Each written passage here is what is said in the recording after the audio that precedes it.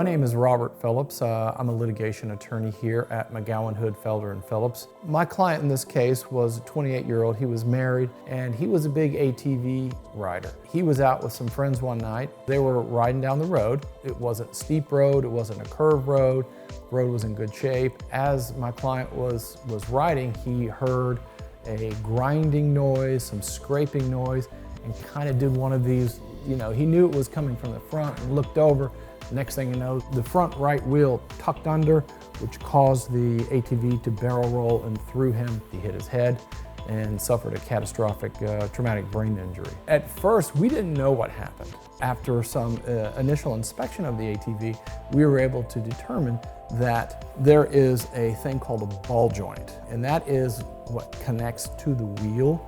And you have that stud of that ball joint holding to the steering knuckle, and it pulled out, and that's what allowed the wheel to tuck under. That separated, and we didn't know why it separated. It was kind of a combination. It was a manufacturing defect, but it wasn't a one-off manufacturing defect.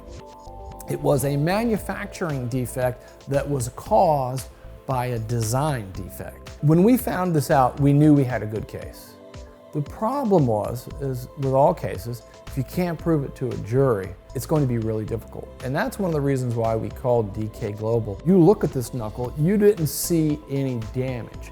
And that's because the defect was on the interior. And so without DK Global doing the animations that they did for us, we're going to be standing up with a chunk of metal saying, this thing was defective, and it was defective on the inside. And the whole question, the whole issue for me was, can we convince the defense that we can explain these complicated engineering issues to a jury in a couple of days? Or are we just going to get down in the weeds? I believe that this video sent a clear message that we were going to be able to show the jury exactly what happened.